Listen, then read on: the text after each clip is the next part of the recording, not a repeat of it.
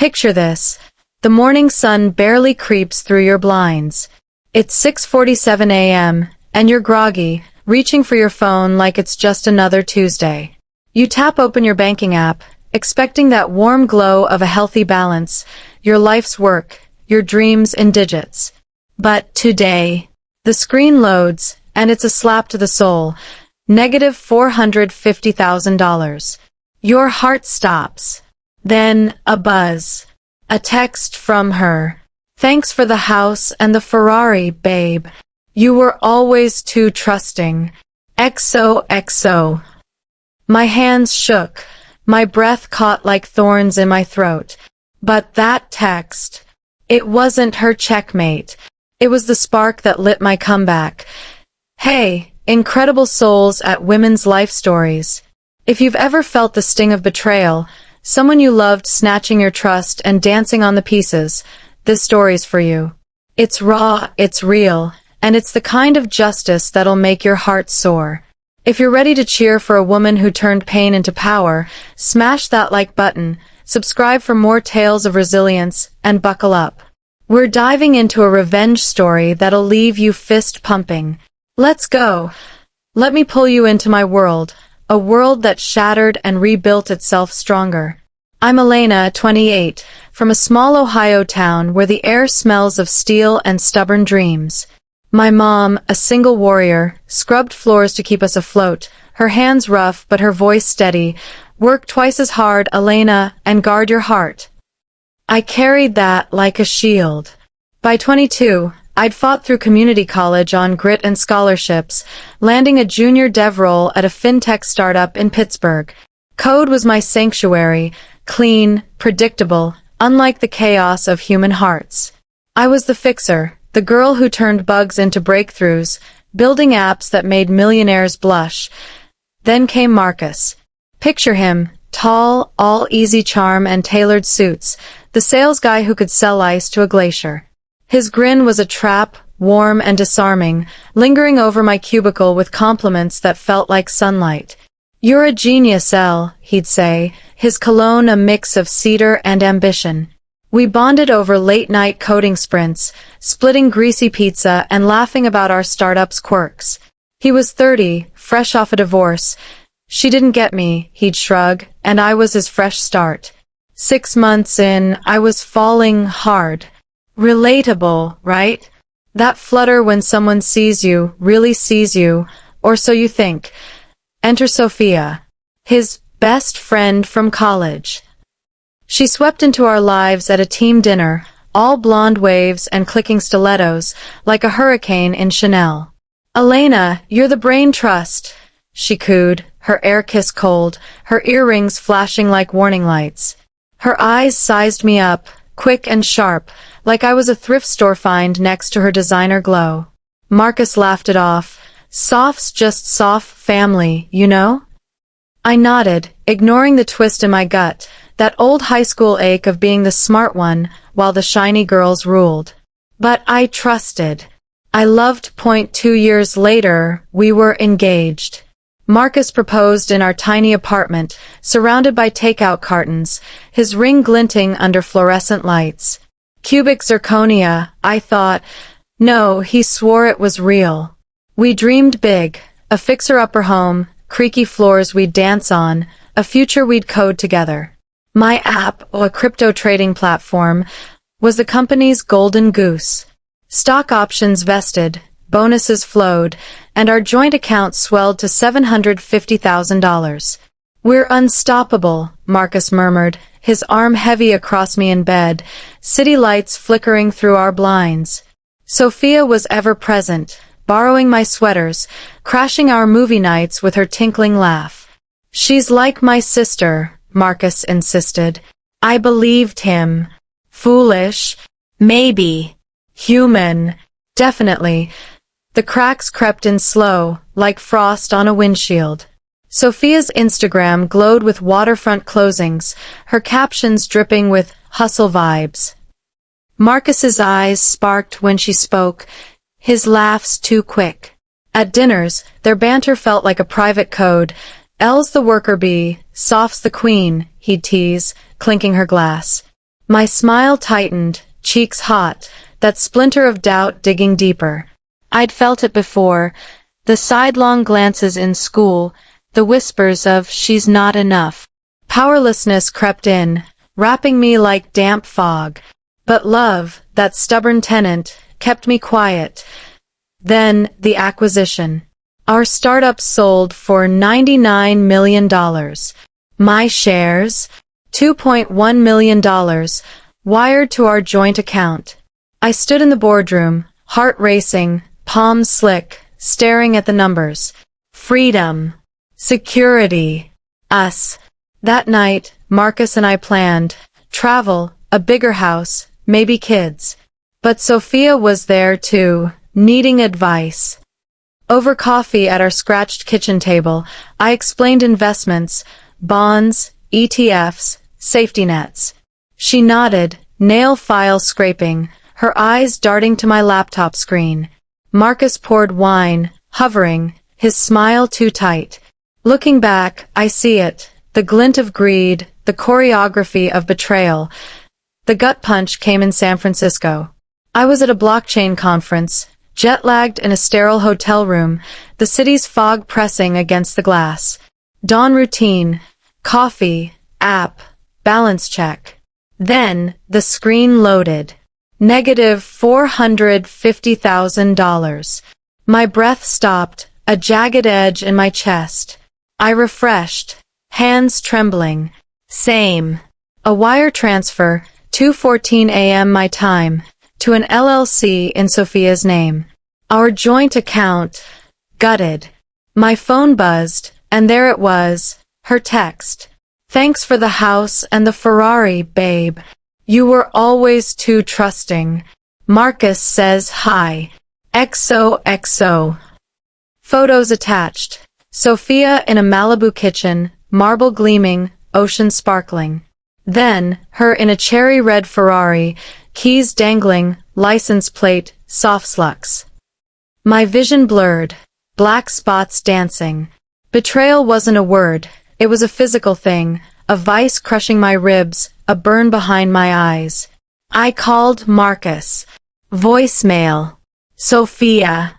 Out showing a dream home, chirped her auto-reply. I paced, the carpet rough under bare feet, heart hammering like a war drum. Internal chaos. How long? Why me?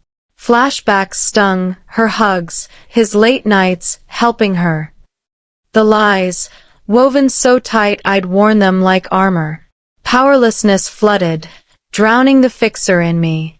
I sank against the wall, phone slipping from my hand. But then, Mom's voice cut through. They underestimate you? Let M.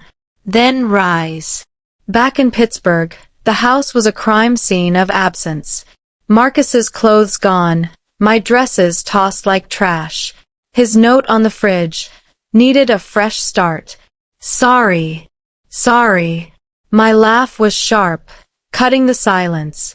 I collapsed, knees to chest, the injustice a living thing, clawing.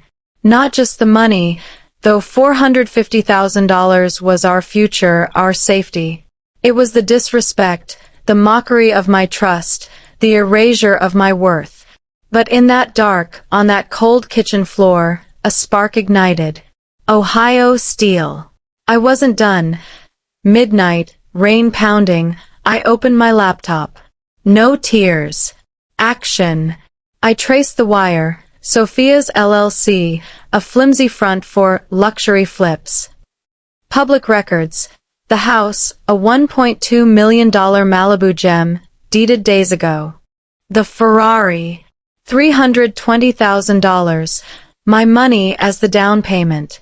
But the lifeline, my shares, $1.65 million, were in my name, untouchable. My salary? Safe in a solo account. They'd underestimated the coder, the fixer. My blood hummed, resolve hardening like concrete. The plan formed, precise as code. First, silence, no calls, no texts. Let them gloat. Sophia's Insta sparkled. New chapter. Hashtag Ferrari life. Marcus's LinkedIn bragged, VP, Softco Realty. My stomach churned, but I funneled it, runs till my lungs burned, waits till my arms shook.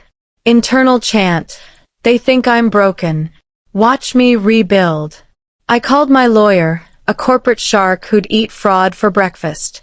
Freeze it all, I said, voice steady. By dawn, PIs were on it, digging digital dirt. But revenge. It had to hit deeper than courtrooms. It had to burn. Phase 1, the leak. An anonymous tip to a gossip blog. FinTech heiress funds lover's luck scam. Headlines bloomed. Malibu fraud? Stolen cash buys Ferrari dreams. Sophia's posts quieted. Her comments flooded. Is this true? Hashtag thief. She fought back, live from the Ferrari. Haters wish they had this life. But her eyes betrayed her, wide, hunted. Phase 2, the legal hammer. My shark filed. Embezzlement, fraud, theft. Court orders seized the house mid-party. Imagine Sophia, sequins glinting, toasting influencers when cops knocked. Property seizure, ma'am. Phones flashed, her face froze, champagne spilling. The Ferrari. Towed at dusk, its red gleam fading into fog. Marcus, panicking. Soph, fix this. I watched via PI reports, heart pounding, a mix of rage and thrill. The deposition was theater. Sophia, makeup caked, eyes puffy. Marcus, sweating through his cheap suit.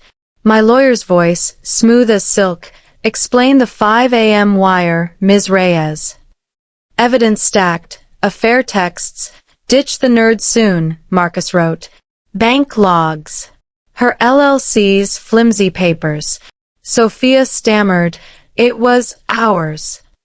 Marcus tried, I love, I cut him off, voice ice. Love doesn't steal. Inside, triumph roared, warm and fierce, filling the hollow. Climactic revenge payoff court day. Rain-slicked courthouse steps, press circling. Sophia's suit hung loose, Marcus's eyes sunken. Verdict. Restitution. $450,000 plus interest. House foreclosed, sold at auction, proceeds mine. Ferrari auctioned for $280,000. My twist. I bought it back, not to drive, but to donate. A women's shelter auction, keys gifted to survivors. Headline, Betrayed Woman's Supercar Empowers Others. Social media erupted, Queen move. Justice served. Their downfall? Delicious. Sophia's live rant, deleted fast, sobbed. They took it all. It's not fair. Marcus's DM. You're destroying us, El Mercy? Mercy. I blocked him. The weightlifting. Their humiliation wasn't my doing. It was their greed, mirrored back. Relief flooded, a tide washing clean the hurt. Validation settled, soft as dawn. I wasn't the fool. I was the victor. Months later, in Seattle, I'd risen. New job, AI ethics lead, 7 figures, Puget Sound sparkling outside my penthouse. A delivery arrived, Sophia's broken Ferrari keychain, a note, you win. Bankruptcy filings for both. Their dream home. A family's now, kids' laughter echoing where her lies fell. I sipped coffee, fairies gliding below, and felt it, freedom. Not just from them, but from the girl who'd let love blind her. I was whole. This isn't just a revenge tale, it's a testament. Betrayal cuts, but resilience heals. For us women who've loved too much, lost too deep, it's a reminder. We're not defined by the knives in our backs, but by the strength we forge after. Karma. It's not fate. It's us, choosing to rise when they bet we'd fall. And rise we do. Wow, chills. If Elena's epic clapback gave you goosebumps, hit that like button to keep these stories coming. In the comments, spill. What's your tale of turning pain into power? A betrayal you flipped into triumph? Your voice fuels our community. Subscribe to Women's Life Stories for more raw, real tales of justice and wisdom. Hit the bell. Next, a grandmother's takedown of a family con. Stay fierce, stay you. See you soon.